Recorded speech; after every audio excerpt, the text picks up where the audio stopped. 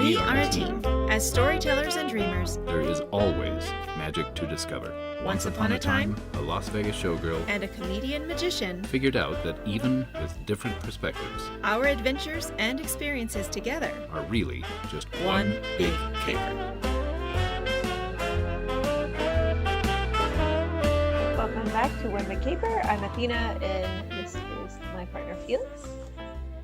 Since it is March and spring break season. It's my favorite season. Why? I love the spring.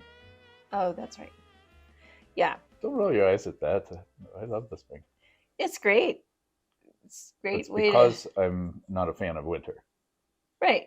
So to come out of it is a relief for me. You know what he's done all winter? He's closed all the curtains and all the blinds all day long. He complains that there's no light. Whatever. Like, let the light in. I don't want to see the snow. Okay. Let's get back on track. Okay. So, spring break season. Mm-hmm. This is why we did our last really long episode about dressing for travel. Yeah, an editing mess. That's okay. You don't edit it. I do. That's right. Yes, somehow this shifted to what? I edited your other podcast, so that's why. That was an editing mess. Yeah. Anyway, so back to the podcast. Yes. I thought it'd be fun to talk about travel, and I've been threatening for a year probably to do a travel series. And so here's part 2 or episode 2 of the travel series. This I thought would be fun to talk about. Felix thinks he has nothing to say on the subject, but it's what we call security theater. I have things to say, okay. But I just we'll see where it goes. Yeah. Yes.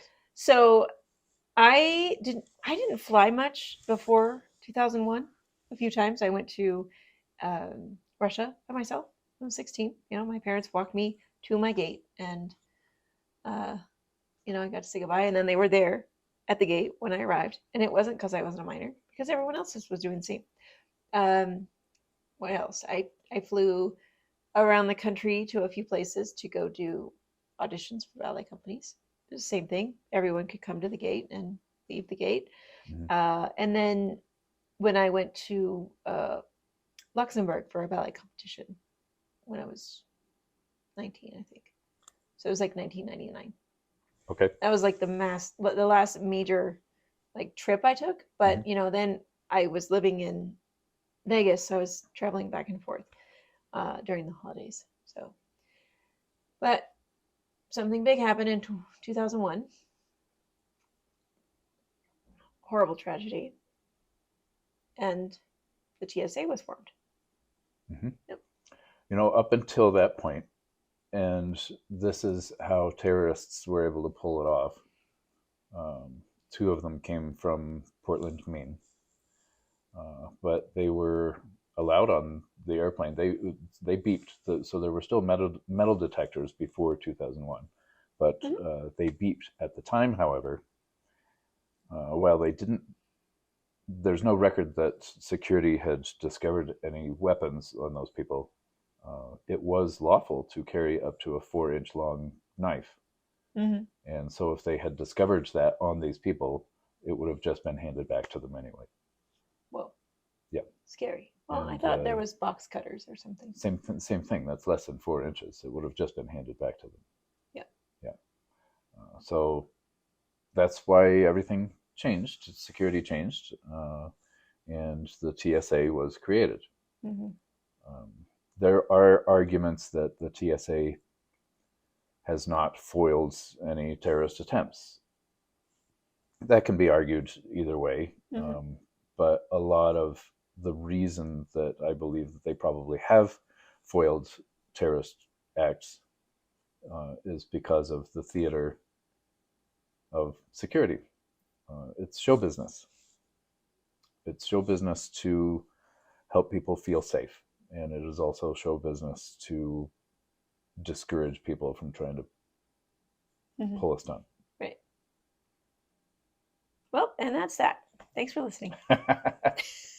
There are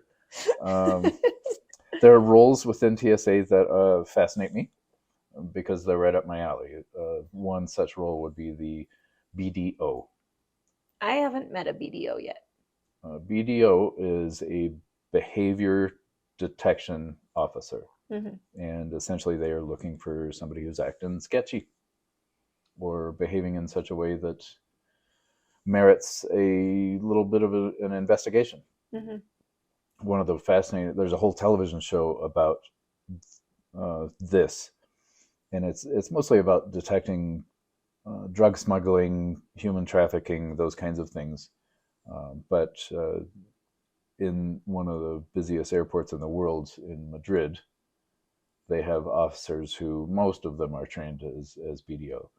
Oh. Yeah, and they find all kinds of things. That's what the TV show is about. So they're, okay. yeah, the TV show shows them cutting open luggage and finding contraband in the extending tubes on rolling luggage and Really? oh yeah they've tried everything and exposed most of it on that television show. It's a fascinating show. Yeah. But it's mostly behavior that they're looking for. Okay. Yeah. Because most people would be guilty. Right. So say into Madrid flights from Colombia are already suspect, right? They're already suspicious. Right. But then they look for people who stand out amongst those Mhm. passengers. And yeah. Right. Well, that's fascinating. But I want to get back to security theater. Yes. Like, this is what Felix has called it. Because when I started working at the airport a year ago, I was annoyed by the fact that I could go through with my non-slip shoes, but I have to wait in line while everyone else takes off their shoes. I've done the TSA background check. I can't get an airport badge unless I've done this.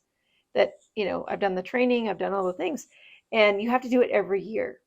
But I still have to go through security like everybody else. And so, I've told him a lot of the stories of going through every day.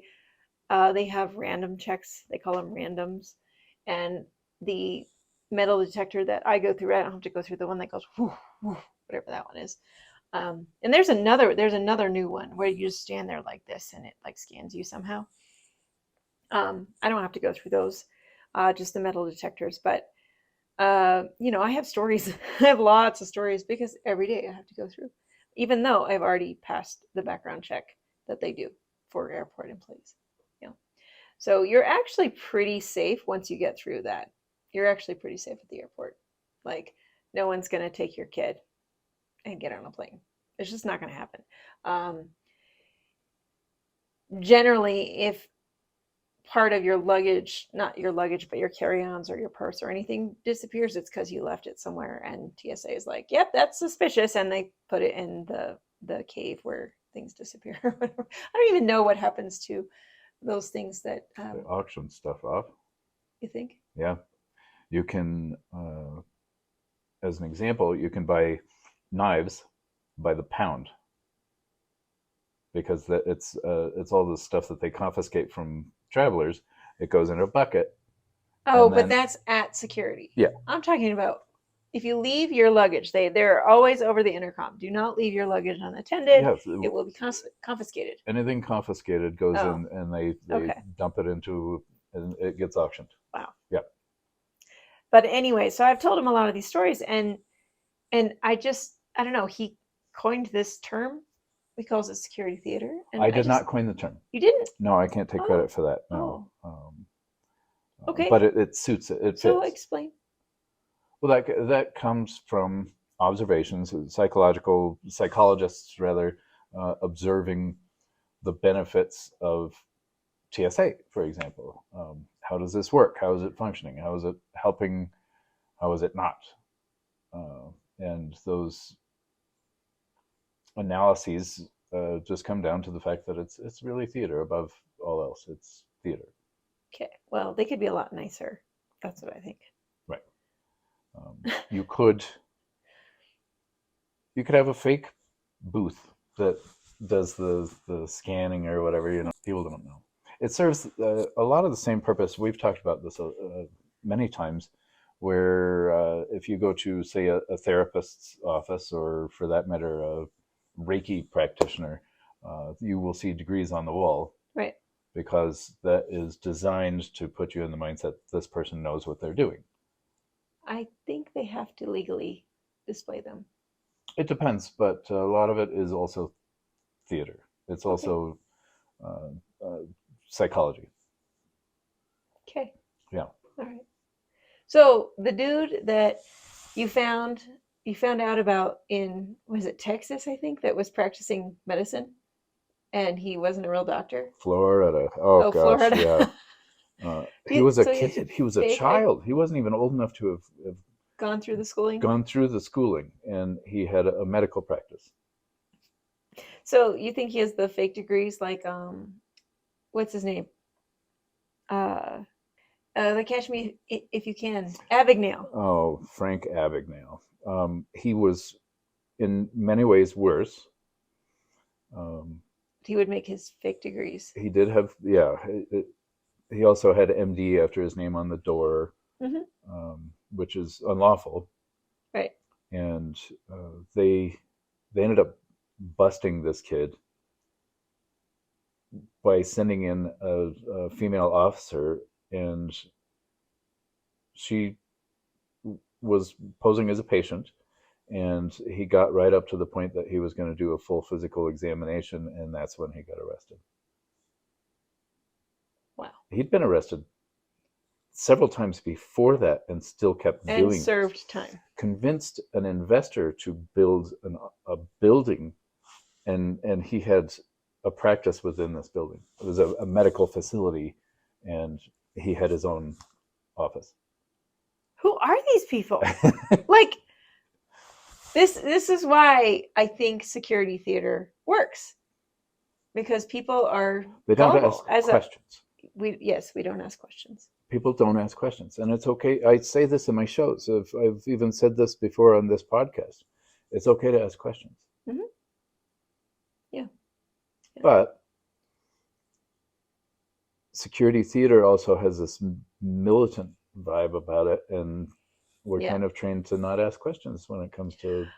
First thing you walk up, no threats, no verbal abuse, no violence of any kind. Oh, I don't think I've ever noticed that. Yep, it's a sign. Interesting. There's many signs around through there. And I think it's upsetting because these guys can be abusive. Or just plain the officers? rude. Or, the officers. Yeah. It's like they have a license to be rude. Or aggressive, over the top.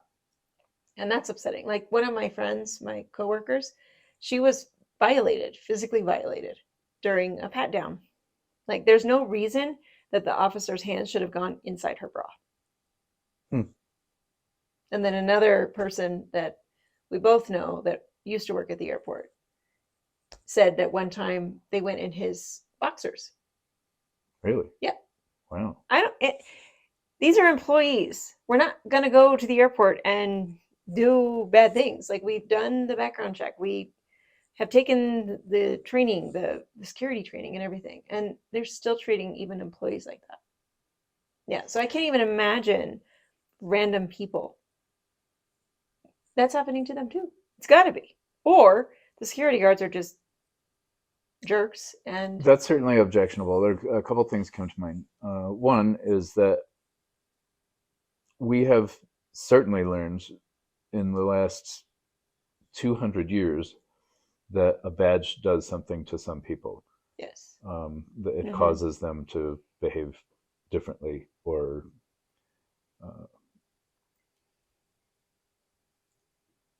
perform with a distended sense of self-importance. Yeah. So, psychologically, that certainly is in relationship to the degrees on the wall, right? So, right. Well, and your dad, if you're new here, his dad was a homicide investigator for Arapahoe County, right?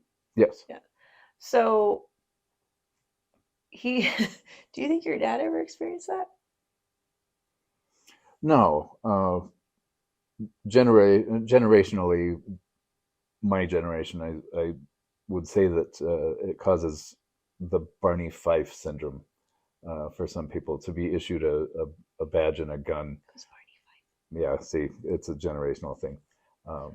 It's from a television show that it's the Andy Griffith Show. So Barney Fife was his partner. Don Knotts played Barney Fife. Don Knotts. Okay. You might remember him better from Three's Company or No, The Incredible Mr. Limpet. Oh yes, Remember? of course. Yeah, you had never seen that before. I still haven't. Yes, you did. You watched it with us. Oh, okay. Anyway, Don Knotts, even off camera, kind of had the badge syndrome. He had Barney Fife syndrome, a distended sense of self. Wow. Yeah. Anyway, so yeah, that's still related to the security theater situation, I think. Abuse of office, I think. Yeah. Abuse of station. I don't know. Yeah. This, I want to say this before we keep going, and that is that in our last episode we talked about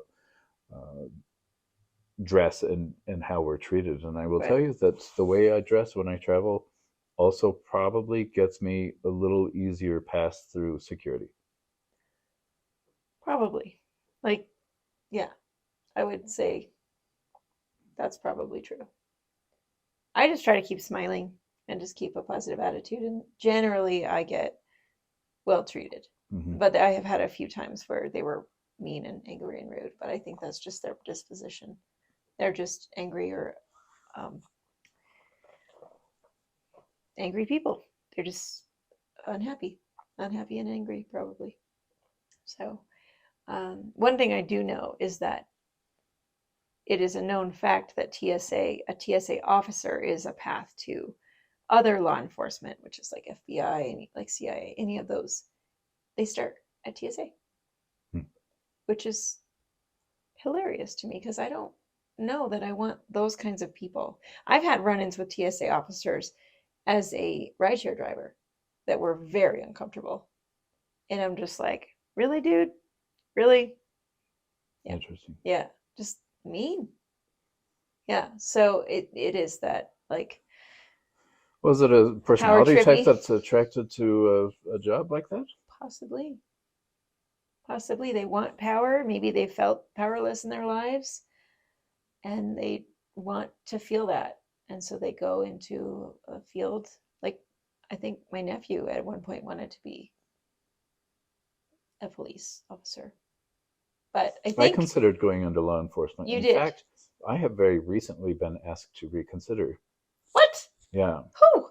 Who? My friend who is a detective wanted to be sure to remind me that I have a mind for the work that he does and to consider it. Yeah. Okay. Yeah. I don't have the stomach for law enforcement, so that's why I'm not going to do that. Thank God. Yeah, no.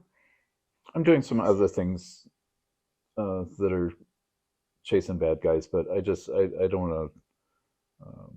I don't know how my father was able to survive as long as he did, having seen the worst of what humans can do. Right. I just don't want to be exposed to that. Right. Ugh. I was talking about the girls today about Dexter. Oh, yeah. Because they just started watching the show. Dexter's job as a bloodstain pattern analyst was pretty much what my dad did. Right. Yeah. That's cool. Yeah. Yeah. Except he wasn't a serial killer. I don't think so. Oh, God. Yeah. So anyway, the whole point of this is to talk about the theater of it. It's a show. Security. Yeah, it's a show. So taking off your shoes, putting everything through a machine that has an X-ray that can see metal. Because I've seen the pictures. I know that they're actually looking at stuff.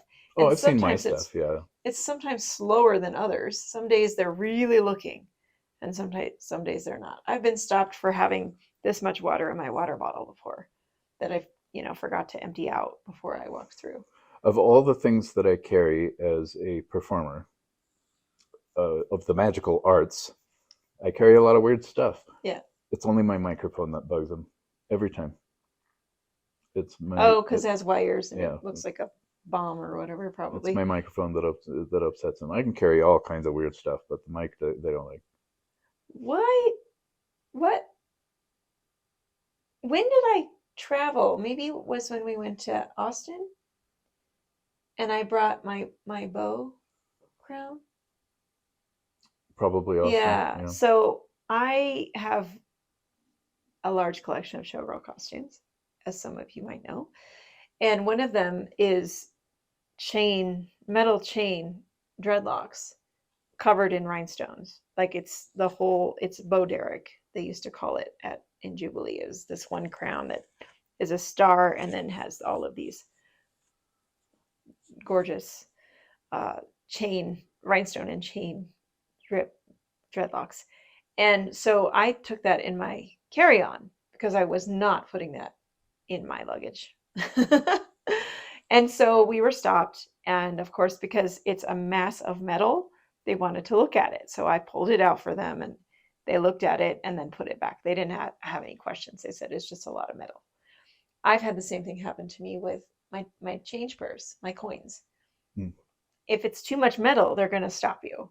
Yep. I guess there's like they can judge how much metal is in a thing. You reminded me of Pete Menefee's story, coming back from Europe with a full costume of crystals, and they thought he was smuggling diamonds. Diamonds, yeah.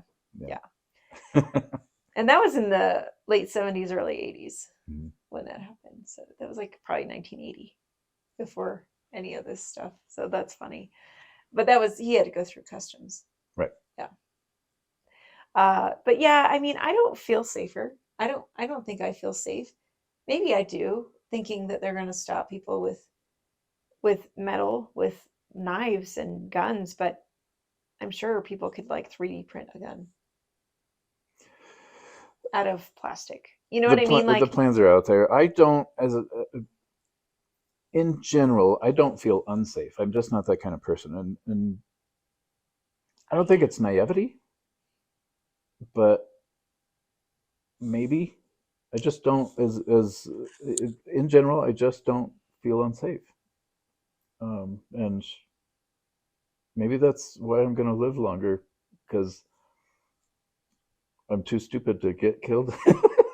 Wow. I just don't. I don't know. I've been in a lot of potentially dangerous situations. I never feel unsafe. Wow. Well, yeah, you have some scary stories. Like I would have been very scared at something, But yeah, I just maybe I do feel safe that knowing that they might catch people trying to do wrong, but I just feel like it's kind of invasive and annoying. Like now they have a rule that if you're over 75, you don't have to take off your shoes. Oh, well, I haven't traveled since before pandemic times. Oh, that's right. Yeah. You haven't. So things have maybe changed since I was last on an aircraft. And that's weird for me to think about because I used to fly all the time. Yeah. But there were certainly pockets of time in there that I was not asked to take off my shoes, and then I was asked again, and so it changes all the time. This is what I'm saying. Like, that's the part of the theater that I'm annoyed about, because in theater, we talk about uniformity and consistency. And you even asked me, or we had talked about, you had seen a show like Forever Plaid, and you were wondering if they ever got bored and if it ever became mundane or monotonous. And like different stuff happens all the time, and yes, something different is going to happen every day going through security. It does. For me, sometimes it takes 5 minutes. Sometimes I get randomly screened, like they check my hands for gunpowder, or and they'll search my bag because they see something in there, like my change purse has too much metal in it or whatever. But it's very inconsistent. It has to be. As a counter-terrorist measure, that you have to be unpredictable. Okay, so unpredictable, fine. But I have carded people for alcohol in the restaurant past security, and their ID has expired 6 months. They are not supposed to be able to get through with an expired ID. I can't even get through. It is clearly printed on the bottom when my ID expires. The day before it expired, I was stopped and they said, hang on. And they looked again and they read it. I said, tomorrow. And they're like, oh, okay, go ahead.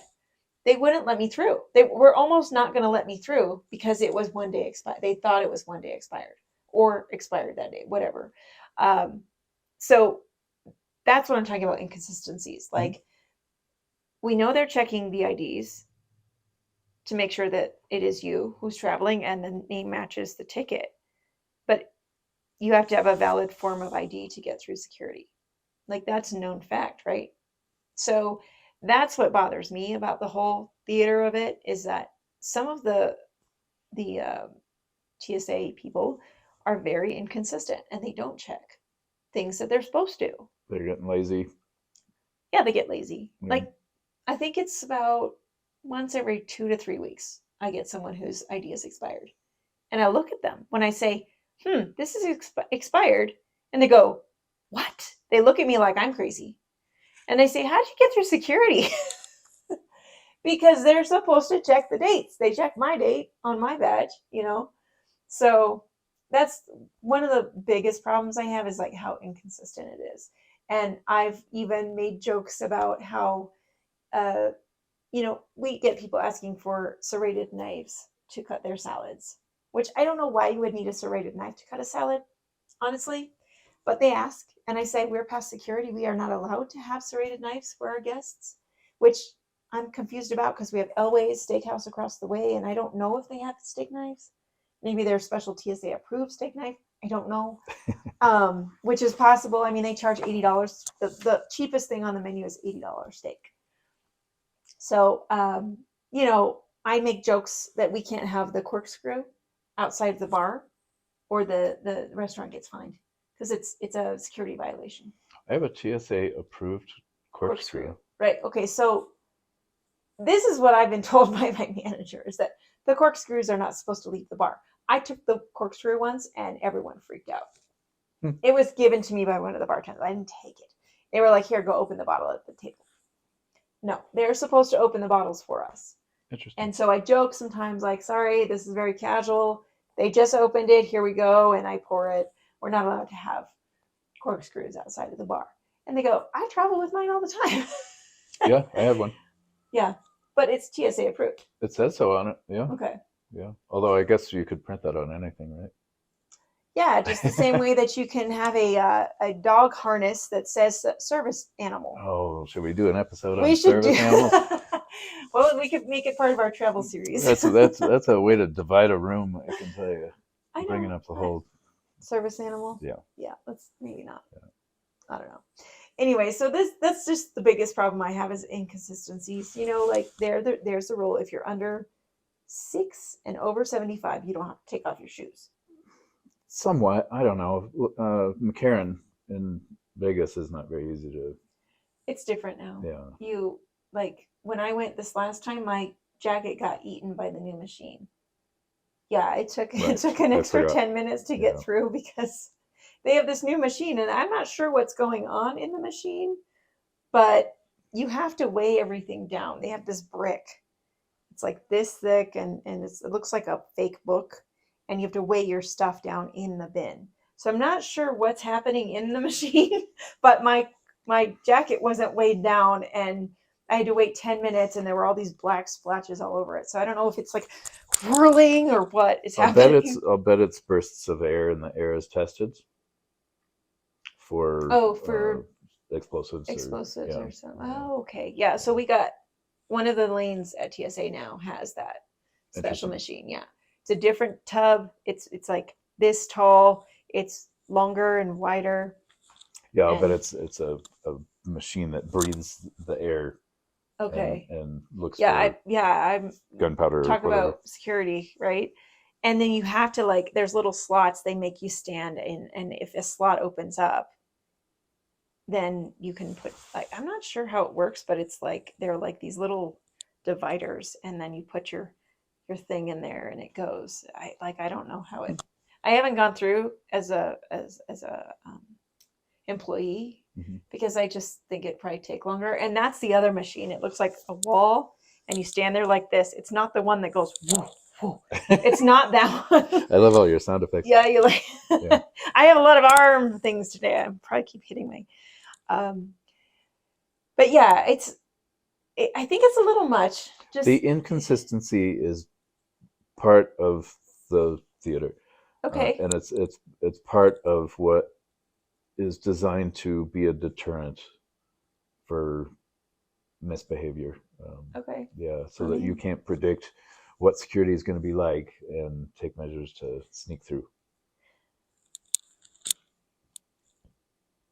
But it is theater. The whole thing is theater. It's all showbiz, and Do you think they had a consultant, like a theater person, come in and say psychologically this is what you should do, or do you think it was just? they I think that they possess, as a government agency, the hubris to believe that they can do it on their own. I don't know if they had any advisors who were, they should have a magician. They should have theater people. They should have a director, but Maybe they do. it's possible they do. Maybe Or did that at one maybe time. a director at the beginning had a theater background. It's possible. It is possible. Hmm. There was a magician who was instrumental in winning a couple of battles during World War II, setting up fake tanks, like they were paper tanks and paper, like I'll look it up for you. Jasper was his name. Anyway, The benefits of being a theater person, a person born of the theater. yeah, Yeah. yeah, there are benefits. That's gonna be. We're gonna do that episode. Okay. Okay. Yes. We're gonna do that episode. Stay tuned for the 10 things that you didn't learn because you didn't go to theater class episode. Because you didn't go to theater. Because you missed theater class. So inconsistencies, it's annoying. The security people are rude. Another thing, okay, this was brought up by a coworker of mine. He's got some hubris, Okay. but I like that because he does actually know a lot about a lot of things. The connoisseur with the 15 initials after his name. Right. Okay. So he was very annoyed one morning. We came through together and he's shaking his head. I was like, "Are you okay?" 6 o'clock in the morning, we're going through security. And he said, "The system is unbalanced. Our tax dollars are paying for a governmental agency to screen people that have paid a premium to get through quicker. So there's the clear, which is like the ultimate, and then the TSA pre-check. Like you have to pay for TSA pre-check, right? Mm-hmm. And you do an extra background check, probably Subscription. similarly to what we do. So he's annoyed that TSA agents that we pay for out of our tax dollars are actually working those lines that those people paid extra for, So he's annoyed that, it's because we had to wait in a line and this one guy, he's only screening the clear people. We can go through TSA pre-check because we did the background check. But sometimes that line is wrapped, which is silly. It's supposed to be faster. Yeah, I've been wondering, once I get back into it, whether or not I'm going to invest in clear or something like that. Yeah. Well, I'm a little sketch about clear because you have to use your eyes to get through. Oh, it's a retina scan. Yes, it's a retina scan. Right. And if anyone gets a hold of that information, that's scary, man. That's like Minority Report kind of stuff. We'll get there. I don't know. I'm also of the firm belief that, I'm not a wealthy person. I'm not an important person. I don't have any big secrets that would threaten anybody. So I don't feel like anybody would really care to assume my identity or. Okay. Yeah. Terrorists or. You don't want to steal my credit. Yeah, no, don't steal his credit. Oh my God. Perpetuating stereotypes. It's actually not that bad. But I'm not intimidated by the retina scan. Okay. Maybe I should be. I'm just saying, like, data wise, they're creating data, and data is subject to security breach, even with a company like that. Yeah. Like, I'm just saying, like, that's it. I Kind think of that they weirds me out a lot. probably, they have shareholders, and they're going to do their best to make sure that there's no breach. Okay, well, my password security company was breached. Right. Like, that was a little scary. They didn't obtain access to passwords, but they did obtain some access to some things. So I'm sure that company, because of what it is protecting, every they have time that level. every time a new lock is invented, there's somebody who can pick it. Well, so then this is what I'm saying. Like, is the TSA system, is it even going to work for a long term? Like, it's been working, right? Some people have been caught. Like, is it going to work for the long term? It is a lock. It's a constant race, right? So especially when it comes to internet technological security, it's a race, the bad guys and the good guys, and it's perpetual. And it's not looking all that great. We know somebody who works in a secret job, and he has kind of a dismal look on our outlook on internet security. I didn't know that. Please don't tell me that now. But it's like I said, it's a race, and people who make padlocks are trying to create the unpickable. And since the 1940s, they've claimed, oh, we finally have this unpickable, and almost instantly somebody's out there who can just undo it. Okay. Yeah. Well, do you feel safe going through security? I have a juicy bit. Okay. Okay. So my birthday is July 4th. And generally in this country, we celebrate the birth of our nation with a lot of noise and fireworks. Okay. Mm-hmm. I did not have to work on my birthday, but I did have to work the next day. After we blew a bunch of fireworks and firecrackers, fireworks, whatever, the ones that don't leave the ground. So we were handling things with gunpowder in them. True. I didn't think of that before I went to work. Yeah. And ironically, I was selected for a screening. Okay. That day, the day after July 4th.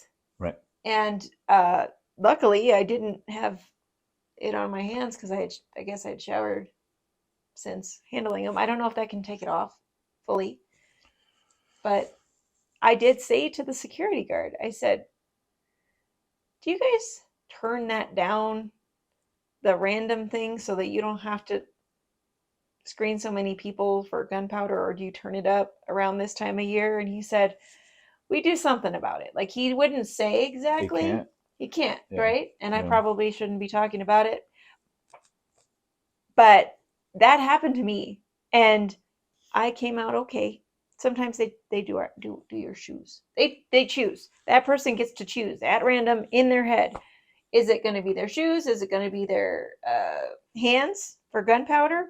Or is it going to be a pat down?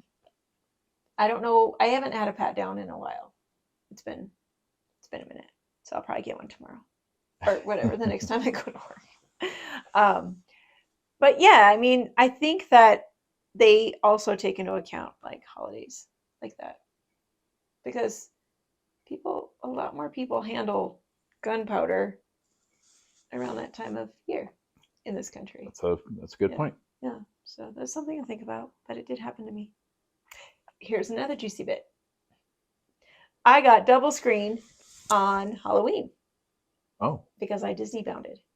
Disney bounding is when you dress similarly to a character. You don't wear their same costume, but you wear elements that have the colors of that character. So homage. Yeah. So I Disney bounded as Yzma, which is my favorite Disney villain, and she wears a lot of purple. And I had this amazing bow that my sister got for me when she worked at Disney World a few years ago. Gosh, it's been longer than a few years ago, but It's just the bow, and it has her little crown thing and feathers. Of course, you're supposed to put it on your mouse ears so that you have your mouse ears and then your bow. But I just wore the bow that day, and then my little. This is my personal touch. I think it was your idea. Maybe it was my idea. Anyway, it's looks like a mini potion bottle with the liquid from those glow sticks. Yeah. So my little potion, if you've ever seen The Emperor's New Groove, you know that the whole thing is about potions. And so I had a little necklace with the potion, mini potion bottle.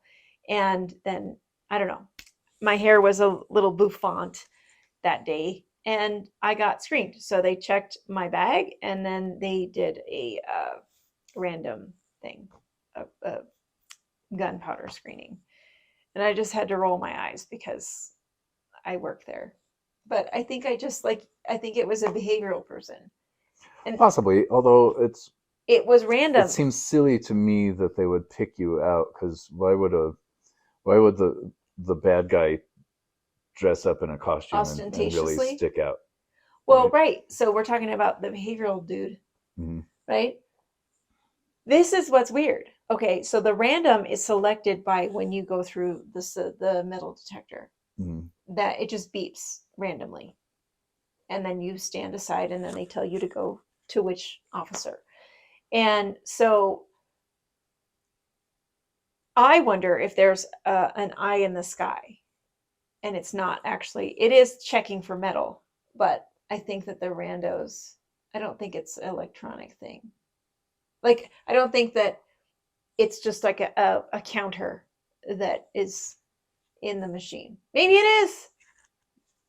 I don't know. Like, this is what I'm saying. I do this every day, and I still don't know. I know nothing because I'm not part of the TSA. I am part of the people that annoy them and make them hate their job. It's a mutual thing, isn't it? The annoyance. Like, they're annoyed by you, and you're annoyed by them. Well, I mean, it's their job. Yes. Right? Yes.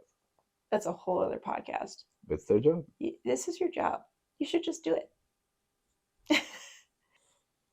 As I said before, I wear jeans and a t-shirt, and I had my head warmer, the pair of earrings I wear every day, and then 2 barrettes.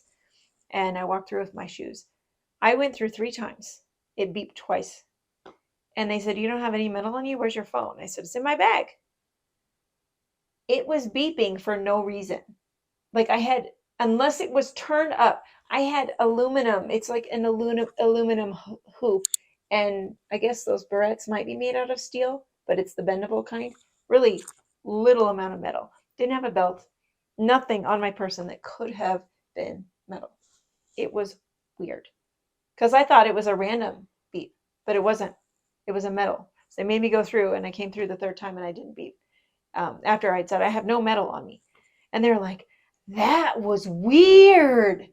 That was the response from the security officer. That's not a confidence builder, is it? I know. I'm like, that's what makes me think that it's not actually doing what we think it's doing. And it's managed. It's managed from a different location. Eye in the sky. Yeah, they have. Oh, I know they have them. Many. Yeah. But, yeah, so do you feel safe when you travel? We only talked about airports. I think it's similar when you go on a cruise. I haven't been on a cruise since 2005. I have never. You've never been on a cruise? No. And that's one of the things I skipped in my career, because it's kind of common for people who do what I do. Same thing in dance. Yeah. To do the cruise ships. Yeah. And I'm not saying I never will, but some of the COVID restrictions are still in place, which makes my show not function. Yeah. Yeah. Right. Interesting. Yeah. Well, I feel complete. I don't know if you have any questions on this. What is security theater? Did we answer that question? Kind of. Security theater is essentially this show. Yeah, it's the show of security. It's the show business. This demonstration that we're all safer because we have to take our shoes off. I have a pair of socks that have shoes printed on them, And I So thought they I look was like funny. shoes? Yeah. So Okay. so when I take off my shoes, it looks like I'm still wearing shoes. And I thought I was funny, and they were not amused. Of course, they Yeah. have like no sense of humor. No, they were No. not. That's not true. Some of them do. Some of them do. There's Some yeah, of them are nice. not all TSA agents are sour people. I'm just curious why they are, but I get it. Like, I have to deal with the same people on the other side that have been harassed by them and manhandled and whatever, Yeah. and then I have to deal with them, and they're getting ready to get on a plane. Many passengers are unpleasant, and Yeah. travel is stressful, and It is. I know you it is. Yeah. Yep. I mean, so why are airport employees miserable? Maybe I've helped you understand why. Because I have to Because deal with some everybody's miserable. angry people, and it's like a cheese grater on your emotions. Wow. Yeah. Well, You feel that one? you feel that? As always, reach us any old time at hello@onebigcaper.com. Send us messages, give us some rails to stay on. We will love to read those things and answer your questions. Thank you. We can't keep doing this without you. Give us just a little bit of your time by subscribing, sharing, rating, or talking about One Big Caper with someone else. We really appreciate your help. We want to hear your stories. Visit onebigcaper.com to get to know us even more. All of the audio and visual digital media associated with One Big Caper, in whole or in part, is the property of Gazellus Productions, LLC.